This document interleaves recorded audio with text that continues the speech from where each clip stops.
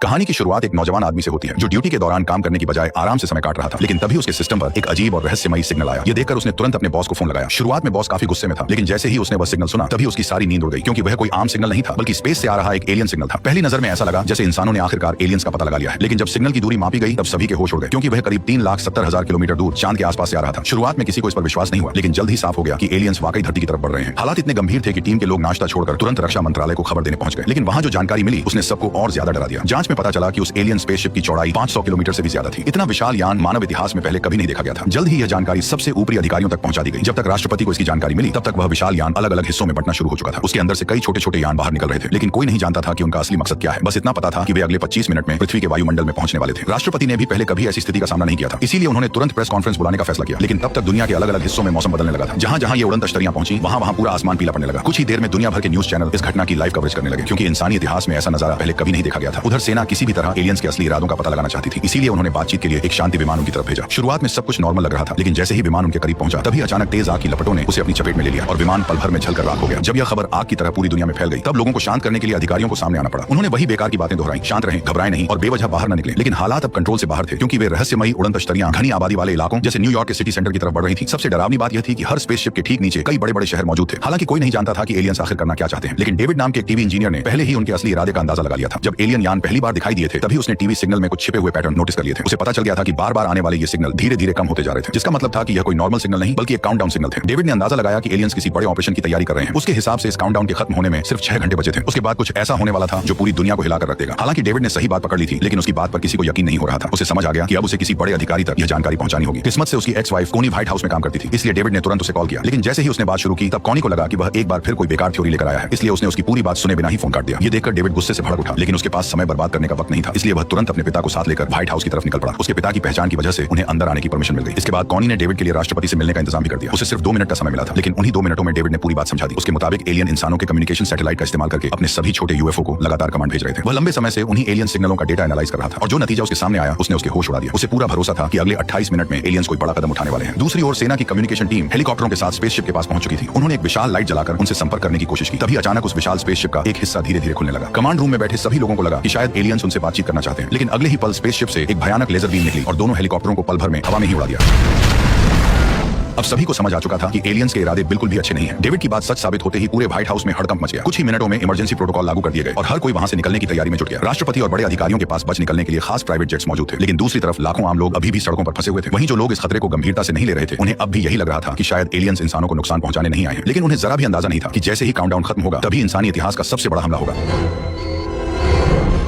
Time खत्म। अचानक spaceship का निचला हिस्सा धीरे धीरे खुलने लगा। नीचे खड़े लोगों को समझ नहीं आया कि आखिर होने क्या वाला है। तभी उसके अंदर से एक तेज रोशनी निकलनी शुरू हुई। अगले ही पल वो विनाशकारी बीम नीचे गिरी और एक ही झटके में पूरी बिल्डिंग को तबाह कर दिया। चारों तरफ भगदड़ मच गई। हर कोई अपनी जान बचाने के लिए भागने लगा, लेकिन इस तबाही ने किसी को संभलने का मौका तक नहीं दिया। देखते ही देखते एक के बाद एक बड़े शहरों के ऊपर बीम गिरने लगी और विशाल इमारतें पल भर में विस्फोट के साथ ढहती चली गईं। जो लोग भागने की कोशिश कर रहे थे वे हेलीकॉप्टरों समेत धमाकों की चपेट में आ गए। कुछ ही मिनटों में पूरा शहर आग के समंदर में बदल गया। उस हमले की ताकत किसी परमाणु विस्फोट से भी कई गुना ज्यादा थी। सुबह होते होते पूरा शहर तबाह हो चुका था। चारों तरफ सिर्फ मलबा था और इंसानों का कोई नामो निशान नहीं बचा था। अब यह साफ हो चुका था कि एलियंस शांति की बात करने नहीं आए थे, इसीलिए राष्ट्रपति ने बिना देर किए जवाबी हमले का आदेश दे दिया। कुछ ही देर में सैकड़ों अमेरिकी लड़ाकू विमान आसमान में पहुंच गए। पायलटों ने बिना वक्त गवाए स्पेसशिप्स पर मिसाइल लॉक कर ली और कमांडर का ऑर्डर मिलते ही उन्हें एक एक करके दाग दिया। कंट्रोल रूम में बैठे सभी लोग सांसें रोककर स्क्रीन पर नजरें जमाए हुए थे। उन्हें पूरा यकीन था कि यह हमला एलियंस को बता देगा कि इंसान इतनी आसानी से हार मानने वाले नहीं हैं। लेकिन जैसे ही मिसाइलें स्पेसशिप से टकराने वाली थीं, तभी अचानक उसके चारों ओर एक रहस्यमयी कवच एक्टिवेट हो गया और सभी मिसाइलें उसे टकराकर पूरी तरह बेअसर हो गईं। यह देखकर सभी लोगों के पैरों तले जमीन खिसक गई। उन्हें जरा भी अंदाजा नहीं था कि स्पेसशिप के चारों तरफ एक इनविजिबल शील्ड लगी हुई है जो इतनी मजबूत थी कि इंसानों की सबसे एडवांस मिसाइलें भी उसका कुछ नहीं बिगाड़ सकी। हालात बिगड़ते देख कमांडर ने तुरंत सभी पायलटों को ऑर्डर दिया कि वे अपने विमान ऊपर ले जाएं ताकि किसी तरह की अनहोनी से बचा जा सके। लेकिन ठीक उसी पल विशाल स्पेसशिप के अंदर से हजारों छोटे यूएफओ बाहर निकल आए। उन्होंने इतनी तेज रफ्तार से हमला किया कि कई लड़ाकू विमान उनसे टकराते ही हवा में ही तबाह हो गए। जब अमेरिकी पायलटों ने उन छोटे यूएफओ पर हमला करने की कोशिश की तब उन्हें पता चला कि उनके चारों तरफ भी वही पावरफुल शील्ड लगी हुई है जिसे इंसानों का कोई भी हथियार भेद नहीं पा रहा था। नतीजा यह हुआ कि लड़ाई पूरी तरह एक तरफा हो गई और देखते ही देखते कई लड़ाकू विमान एक झटके में तबाह हो गए। हालांकि पीछे हटने का आदेश मिल चुका था, लेकिन सुरक्षित निकल पाना अब भी बेहद मुश्किल था, क्योंकि एलियन यूएफओ लगातार उन पर हमला कर रहे थे। ऐसे में जब विल और उसका साथी किसी तरह उन्हें चकमा देकर निकलने की कोशिश करने लगे तभी 2 एलियन यान उनके पीछे लग गए। हालांकि विल और उसका साथी विमान उड़ाने में धुरंधर थे, लेकिन एलियन यूएफओ से बचना उनके लिए भी मुश्किल साबित हो रहा था। लॉकिंग सिस्टम से बचने के लिए उन्हें जेट्स को जमीन के बेहद करीब उड़ाना पड़ा, लेकिन लगातार जोखिम भरे मोड़ों और तेज उड़ान के कारण विल का साथी दबाव झेल नहीं पाया और आखिरकार वो भी एलियंस का शिकार बन गया।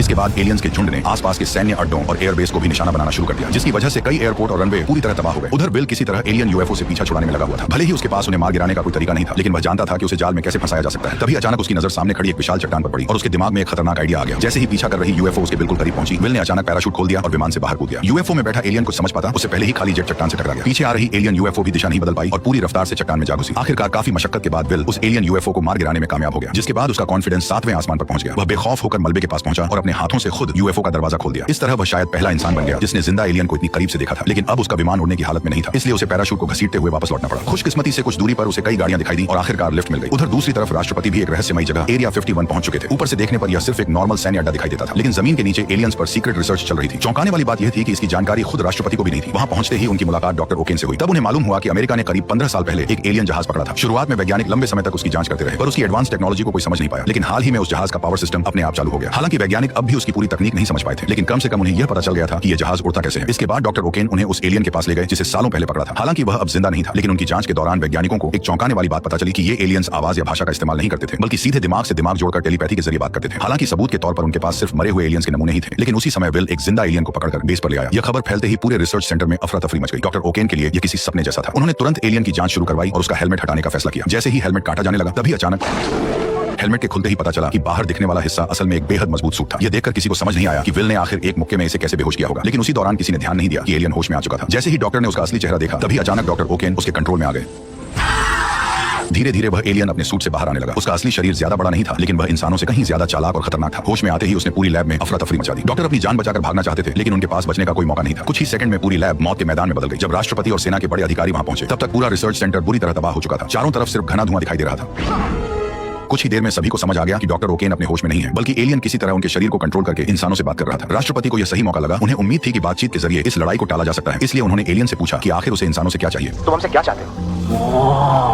इतना कहते ही उसने राष्ट्रपति के दिमाग पर कब्जा करना शुरू कर दिया। यह देखकर वहां मौजूद सभी लोग घबरा गए और अगले ही पल गार्ड्स ने बिना देर किए उस पर अंधाधुंध गोलियां बरसा दी। कुछ ही सेकंड में एलियन वहीं ढेर हो गया। जब राष्ट्रपति फिर से होश में आए तो उन्होंने एक बेहद डराने वाली बात बताई। उन्होंने कहा कि उन्हें एलियंस का असली मकसद पता चल चुका है। दरअसल एलियंस की टेलीपैथी दो तरफा काम करती थी। जब वे किसी से जुड़ते थे तो दोनों एक दूसरे की मन की बात पढ़ सकते थे। इसी वजह से राष्ट्रपति को कंट्रोल करते वक्त उन्होंने उसके मन की बात पढ़ ली थी। राष्ट्रपति ने बताया कि ये एलियंस किसी एक ग्रह के निवासी नहीं थे। वे टिड्डियों की तरह एक दुनिया से दूसरी दुनिया तक भटकते रहते थे। जहां भी उन्हें कोई विकसित ग्रह मिलता, वे उस ग्रह पर हमला कर देते। फिर उसके संसाधनों का इस्तेमाल तब तक करते जब तक वहां कुछ भी बाकी न बच जाए, और इसके बाद वे अगले ग्रह की तरफ बढ़ जाते। अब उनकी नजर पृथ्वी पर थी। यह सुनकर सभी समझ गए कि इंसानों के पास बहुत कम समय बचा है। मजबूर होकर राष्ट्रपति को न्यूक्लियर अटैक की परमिशन देनी पड़ी। फिर भी एक डर सबके मन में बना हुआ था कि अगर न्यूक्लियर हथियार भी उनकी शील्ड के सामने बेअसर निकले तो इंसानों के पास बचने का कोई रास्ता नहीं रहेगा। जल्द ही अमेरिका का सबसे बेहतरीन लड़ाकू विमान एलियन स्पेसशिप के ठीक सामने पहुंच गया। कुछ ही पलों बाद उस पर एक न्यूक्लियर मिसाइल दागी गई। कंट्रोल रूम में बैठे सभी लोग सांसें रोककर स्क्रीन को देख रहे थे। उन्हें उम्मीद थी कि इस बार एलियंस की हार तय है, लेकिन जब विस्फोट हुआ तब जो नजारा सामने आया उसने सबकी उम्मीदें तोड़ दी। इतने विनाशकारी हमले के बावजूद एलियन शील्ड ने पूरे हमले को बेअसर कर दिया। यहाँ तक कि स्पेसशिप पर एक खरोंच तक नहीं आई। अब हालात ऐसे हो चुके थे कि किसी के पास कोई प्लान नहीं बचा था। लगने लगा था कि अब पृथ्वी का अंत करीब है। उधर डेविड की भी सारी रिसर्च नाकाम साबित हो चुकी थी, इसलिए वह शराब पीकर खुद को संभालने की कोशिश कर रहा था। यह देखकर उसके पिता को भी चिंता होने लगी। उन्होंने डेविड को समझाने की कोशिश की और कहा कि अगर कोई रास्ता नहीं मिल रहा तो खुद को इतना परेशान करने का भी कोई फायदा नहीं। ये सुनते ही डेविड के दिमाग में अचानक एक जबरदस्त आइडिया आया। उसने तुरंत सभी लोगों को एक जगह इकट्ठा किया। फिर उसने एक ऑफिसर से कहा कि यूएफओ के ऊपर एक कोक की कैन रखकर गोली चलाए।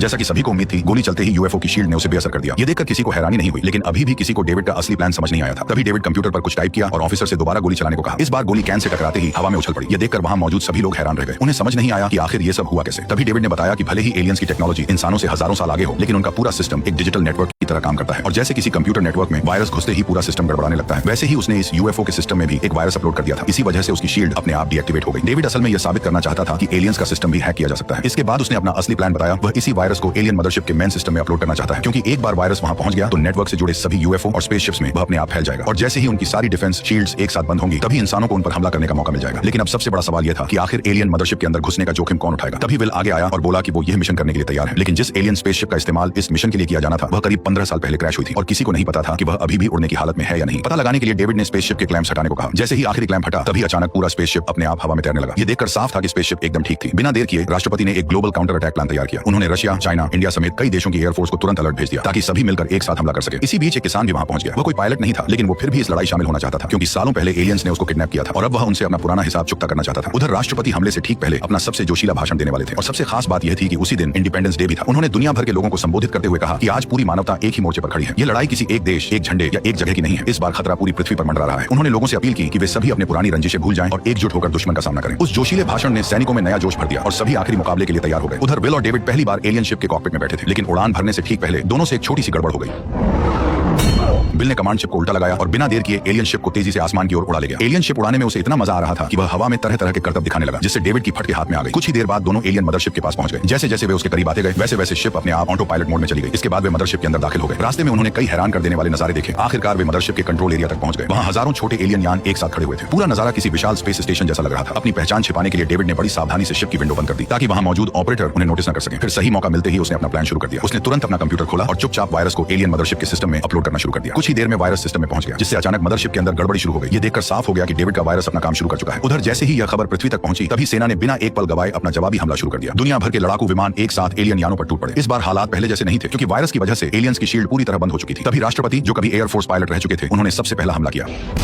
कुछ ही देर में दर्जनों लड़ाकू विमानों ने एक साथ मिसाइलों की बारिश शुरू कर दी, जिससे एलियन स्पेसशिप्स को भारी नुकसान पहुंचने लगा। हालात बिगड़ते देख हजारों यूएफओ भी लड़ाई में कूद पड़े, लेकिन इस बार मुकाबला बराबरी का था। शील्ड गायब होने की वजह से एक के बाद एक कई एलियन शिप्स हवा में ही धमाकों के साथ तबाह होने लगे। फिर भी एलियंस की संख्या बेहद ज्यादा थी। कुछ ही देर में उन्होंने अलग अलग शहरों पर अंधाधुंध हमला शुरू कर दिया, लेकिन इंसानों के पास धीरे धीरे मिसाइलें और गोला बारूद खत्म होने लगे, जबकि जायंट शिप को अब तक ज्यादा नुकसान नहीं पहुंचा था। ऐसे में हालात एक बार फिर इंसानों के खिलाफ जाते दिखाई देने लगे। तभी रसेल नाम का वही किसान आदमी आगे आया, जो हमेशा दावा करता था कि सालों पहले एलियंस उसे किडनैप करके ले गए थे। उसने फैसला किया कि वो स्पेसशिप के पावर सोर्स को उड़ा देगा, लेकिन किस्मत ने यहाँ भी उसका साथ नहीं दिया, क्योंकि ठीक उसी समय उसके विमान का लॉन्च सिस्टम खराब हो गया और मिसाइल वहीं फंस के रह गई। लेकिन रसेल ने हार नहीं मानी। वो पहले ही अपने सर पर कफन बांध के आया था। उसने अपने परिवार, पृथ्वी और बदला लेने के लिए बिना हिचकिचाए विमान लेकर स्पेसशिप के पावर सोर्स में घुस गया।